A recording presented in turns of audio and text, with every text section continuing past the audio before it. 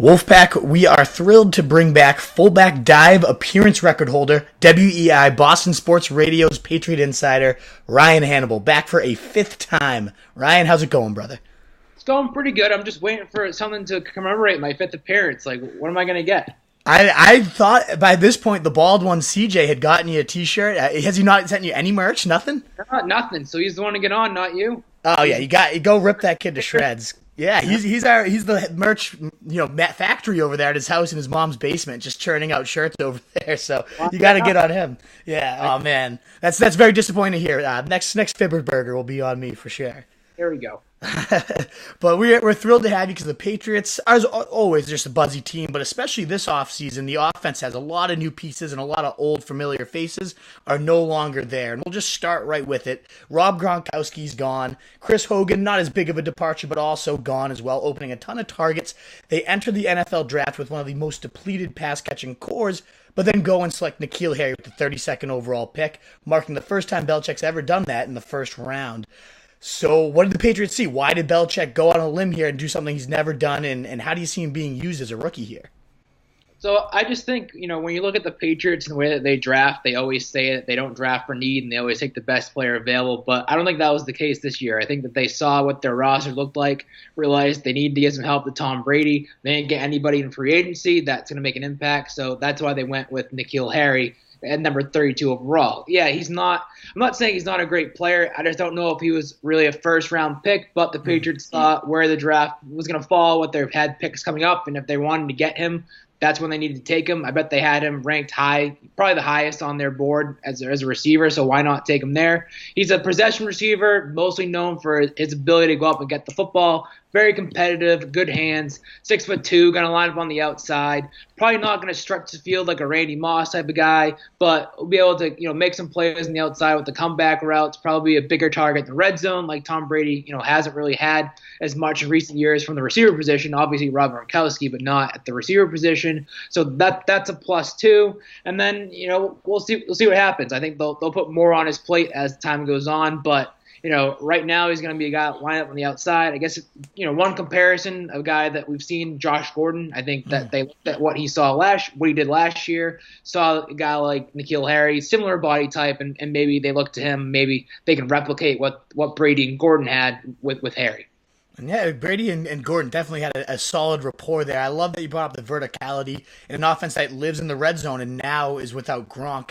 That type of contested ball skills, go up and get it, is a lot of what I've read about Harry and why he's so good. I've also read that this guy is really good after the catch, and that's obviously something the Patriots have long prioritized. Do you see a role where he moves into the slot and is kind of that big body there, or how else could he potentially be used in this system?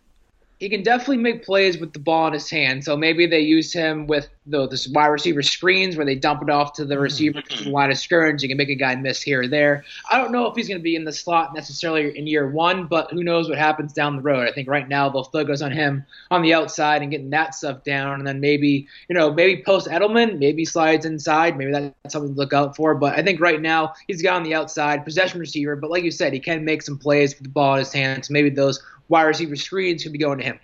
Absolutely, and we'll get some of these grosser names out of the way because there's a lot of new faces here that who knows how it's going to all shake out. So maybe you can kind of give us some clarity. Then we'll get into the big guns because the Patriots certainly still have some interesting firepower. But with Gronk leaving, the Titans have obviously been a massive part of this offense, probably a product of Gronk being the best to ever play. But you can't imagine they just forget about the tight end. They go and bring in Matt Lacosse, Austin Seferian Jenkins, and Ben Watson. No one there's jumping off the page to me as a fantasy guy, but do you expect any one of those three or someone else to emerge here? And if so, will it be relevant enough for fantasy? I don't think any Patriot tight end is going to be relevant for fantasy this year. It's tough because I think when you look at these three guys that they brought in, all three of them could potentially get cut. Like their contracts aren't, they're not financially committed to them. The Patriots didn't give out a lot of money to these tight ends, so I think it's going to come down to who performs best in the summer in the preseason games to see who makes the roster, which is obviously not great for fantasy because you just don't know who's going to be there and have what role. If I had to pick one, it's probably Watson just because of his history, but it's tough. Yeah, I mean, hopefully a little bit of fat's trimmed here and we get a clear sense. I wouldn't hate to see ASJ get a role. He's always been a big, huge body. He moved well when he came out, but he's had a ton of injuries, so who knows if he's still the athlete. Can't stay on the field. Yeah, exactly. So, you can't put too many eggs into any of these guys' baskets. But they've also brought in a bunch of receivers. We got Demaryius Thomas, obviously the biggest name of them, who knows what he still brings to the table. Dontrelle Inman had a sneaky solid year for the Colts, and he's always kind of seemed to be, reliable whenever a team actually needs him. The Chargers for a while there. And then Maurice Harris, who had a few big games last year for the Redskins, kind of became their top target for a little while. Are any of these guys standing out to you, and will any of them be more valuable than Philip Dorsett, a mainstay here? That's a tough one. If I had to pick one out of the new group, I think it's Inman. I think he's an intriguing guy. I think that he performed well. Just like you look at the numbers that he did at the end of last year with the Colts, he was their number 2 wideout, performed pretty well, had some decent games. I think that he's the guy that, if you're going to look at the whole season, he's the guy to look for from the Patriots to make an impact. I don't know if it's necessarily Philip Dorsett-like. I still think Dorsett's probably ahead on the depth chart. But I think Inman's a guy to keep an eye on just because of his history. And if he is given a chance to play, I think he could put up decent numbers with Brady as his quarterback. Thomas is a tough one just because you don't know what you're going to get from him coming back from that Achilles injury. Mm-hmm. He could start the year on PUP, which could be a nice little late season add. But, obviously he has talent. He did have talent, and I think he still has something left in the tank. But he's probably not a guy that's going to make a huge difference fantasy-wise just because you don't know how many games he's going to play, first of all. But second of all, I don't know how many snaps he's going to get just because he's 30 years old coming off of a torn Achilles. Yeah, it's tough to get too much of a read on this. We'll see how it's playing out in training camp. If he's looking good, he's got that history with McDaniels too. So Thomas could be intriguing. And Inman, like I said, solid wherever he's been. So I think it's a savvy little pickup. We'll see what happens. One guy we don't have any questions about, and the real true heartbeat of this passing game is Julian Edelman. And that was never more evident than last year's Super Bowl run. I mean, he had 35 targets, 26 catches, 388 yards. That's 11.6 targets, 8.6 catches, almost 130 yards a game there. So, I mean, it also gets Super Bowl MVP with that Herculean effort there, 142 yards. Just an absolute beast, if I have to summarize it at all. But we've never seen that really fully in the regular season. He always dominates in the playoffs, and he's always great in the regular season. Is there any reason that type of play would carry over? What do you expect for Edelman this year in 2019? I think it's a big year for him. I think you look at the loss of Rob Gronkowski and you look at Tom Brady, who he's going to trust most. Mm-hmm. There's really not anybody out there besides Edelman. So I could see a scenario where this might be Edelman's – he's been targeted a ton, but maybe he gets targeted even more than we've seen just because there's no one else that Brady can trust, and we know how much Brady values that. So early in the season, maybe Edelman gets a ton of these targets like we see in these playoff games when it's 10, 15 targets a game. And I think by the way the Patriots run their offense, that's the ability to put up some pretty big fantasy numbers. So I think Edelman's stock might be as high as it's ever been, just looking at who the Patriots have around him. I know he's getting up there in age, but he showed that he can stay healthy and stay on the field. He's one of the toughest guys in the entire league, and he missed the 4 games last year due to these suspensions. So that's he's I guess I'm not gonna say he's more fresh, but he missed the last 4 games, the first 4 games last year, so it wasn't the best fantasy situation. So things are shaping up to be a pretty good year, I think, for Edelman owners. And yeah, when he came back, he was the number 12 receiver in fantasy for that 12-week span. So he already was performing as a wide receiver 1, and then the playoffs was just ridiculous. So if that somehow carries over, like you're saying, it might, because there's a lack of reliable targets there. He's going so late in fantasy drafts, too, compared to what that type of upside is, and the floor is already so sturdy.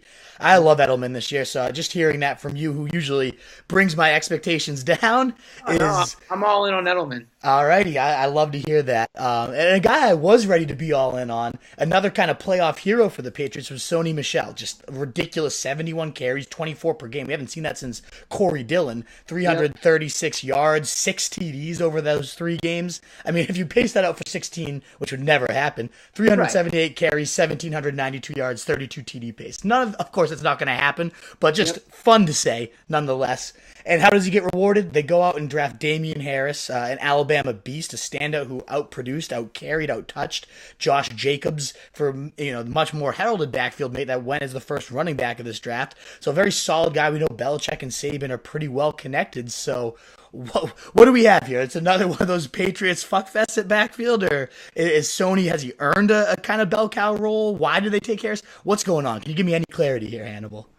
I think that they're looking at Sony Michel, and I don't think that they trust him to be able to produce like he did last year from a durability standpoint. Mm-hmm. You look at, he has an injury history at Georgia. He missed a couple games last year. He's banged up over the summer. Didn't start week 1. Missed all the preseason. So I just think they look at Michel's injury history, and I don't think that they trust him to carry the load like he did last year, and that was why the Harris pick was made. I don't think they went in the draft saying we're going to select a running back. But because Harris fell to where he did, I think the Patriots looked at that at a great value pick, and we know how much they love value. But he also could fit the system, and I think that they've shown the ability to carry a number of running backs in the past. They can keep 5 guys on the roster. So I guess from a fantasy perspective, it probably takes away some of Michel's value. I do think he's going to play a part for sure. He's going to be the number 1 back, but I do think that Harris is going to take some of his carries for sure. Yeah, so it's not just an insurance policy that is going to kind of eat into the workload each week? Yeah, I think so.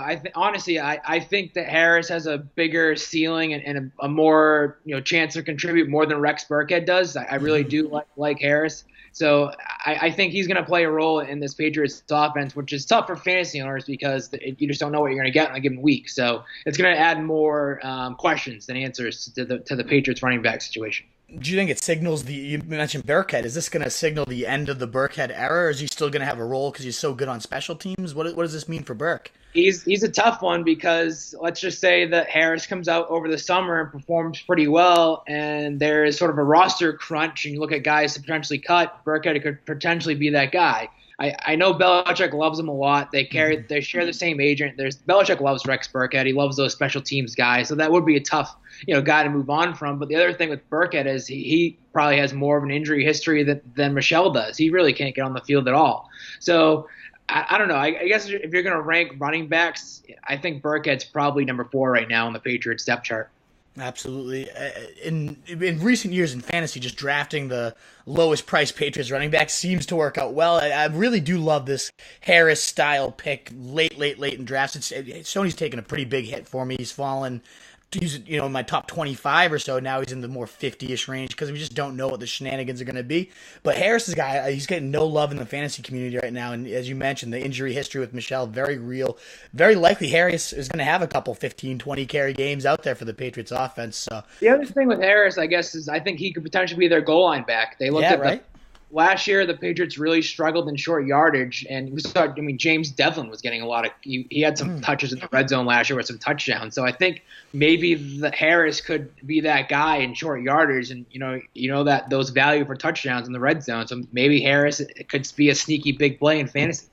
I mean, yeah, we saw LeGarrette Blount stumble into 18 touchdowns just a few seasons ago. So, yeah, it's an invaluable role, whoever locks it down at the stripe there. So definitely something to monitor. We'll be sure to touch base as you're tracking camp and whatnot, who's getting those. The last backfield piece, and I don't know, it's kind of tricky to call this guy a backfield piece because he's more important as a receiver, most would argue. That's James White. So does Harris impact him at all? Is his role diversified enough? And he's coming off the best professional season yet, 1,176 total yards, 12 total TDs, beats out Joe Mixon in terms of PPR statistics. Is he going to be that type of usage again, or is it going to take a big hit now? What do you expect in 2019? I don't think a big hit, but I think it's not going to be the same. I mean, the Patriots running back situation was pretty tough last year. I mean, Cordell Patterson was starting at running back in a couple of those games. So, and we saw James White get more carries than ever last year just because of the injuries and all that. So I think White will definitely keep that same role on third down, being a guy that catch passes out of the backfield. But I just don't think he's going to get asked to carry the ball more than say 3 or 4 times a game. I think he's strictly going to be that third down back, catch some passes out of the backfield, maybe even line up as a receiver on a couple of plays. So I think he's going to take a little bit of a hit fantasy-wise just because the Patriots are going to hopefully be at full strength. But I still think he's decent. He's a decent fantasy player just because he catches so many passes out of the backfield. Yeah, I think you summed it up perfectly because part of his enormous value entering this offseason was he's almost like a handcuff to Sony Michel, even though he's tinier, he's a different type of back. That's where he got so much of his value, is he had to kind of fill in for this guy while he was hurt and while Burkhead was hurt, and he just dominated. But now with Harris there, if Sony went down, as you mentioned, this would be the guy that fills in. So definitely lessens his stock a little bit, in my opinion. But with a lack of pass catchers too, maybe that takes a little bit of an uptick. But yeah, I think Harris, even though he looks so different, when he takes that handcuff role away from White, it definitely limits the ceiling a little bit, in my opinion. And the last Patriot we got to discuss probably shouldn't be a surprise. It's the GOAT, the best to ever do this. A decade of dominance. That's my hero, personally. Love him to death. I pray to him every night before I go to bed. That's Thomas Edward Patrick Brady Jr. He's turning 42 before 2019, but he hasn't really shown any signs of slowing down. But even though he might be the best in real life, he's kind of been a middle-of-the-pack fantasy QB. He's only QB 14 last year. Is there any reason to expect either a sudden uptick or, God forbid, a downtick in 2019? Or is it just going to be kind of more of that same steady middle-of-the-pack fantasy QB numbers? Probably middle of the pack. I don't think he's going to emerge into the top 10. I just don't see that coming. I'm not saying he's declining, but that's just the way that the Patriots offense is compared to some of the other offenses in the NFL. And I honestly do think the Patriots are trending more towards a more run-based offense, maybe running the ball more than we've seen in the past. That was showcased, none more than the playoffs last year when they rode the running game and the offensive line to the Super Bowl. And I think that was a sign of things to come, especially without Rob Gronkowski now in the pass game. You got to find ways to make up production there. And I don't think they have a receiver to do that. So maybe they do rely more on the running game and, get behind their offensive line and grind out games that way. So that could potentially, give a hit to Brady's stock fantasy-wise. So I would still expect probably, middle of the pack. He's never going to be in the bottom third, I don't think. But he's probably not a guy you're going to draft, he's not going to be one of the first, 3 or 4 quarterbacks taken anymore. That's a thing of the past. So I think you're right on to that. Probably in that 14, 15, 16 range is a good benchmark. Gotcha. And the last guy, we've kind of talked about everyone we know is going to be on the field as long as they stay healthy, but a lingering question with some pretty serious fantasy implications if it comes to fruition is Josh Gordon. You mentioned him earlier on the show. We know he's going to be on the Patriots if he's reinstated at this point, I believe at least, and that's a major if. We know that's no lock, but let's play the ideal scenario. He is reinstated. Well, I'll ask you, do you think he's going to get reinstated? And in the ideal world he does, what would you expect him to play? What type of role? It's a tough question. I think that he's doing everything in his power too. I think that if he keeps doing what he's doing, we see his Instagram videos, he's clearly working out, doing whatever he can in that sense. So I think things seem to be trending in the right direction from at least from the outside. We just don't know exactly what's going on with him. But, as we saw last year, let's just say he does get reinstated. There's always the chance and the possibility that he, happens what he did last year, goes off the reservation and gets suspended again. So it's so risky with him, and I think last year is probably the perfect example of what you would get with him. He'd probably have some decent fantasy games, some good value, but then others that he doesn't perform as well, and then there's always the outside chance that he's, suspended again. So it's a risky take. I would never draft Josh Gordon, but, if he does, were to get reinstated, I think he's probably worth the, wide receiver 3 in fantasy for sure. So he's a name to keep an eye on, but I wouldn't say he's worth like a stash in a draft by any means. Gotcha. And last question then is, nobody, especially by mid-year last year, expected the Patriots to go on the Super Bowl run. What are your expectations now coming off of a big, improbable run like that? Do you think they just dominate the AFC again in the playoffs? Is the AFC East finally catching up? What do you think of the Patriots in 2019?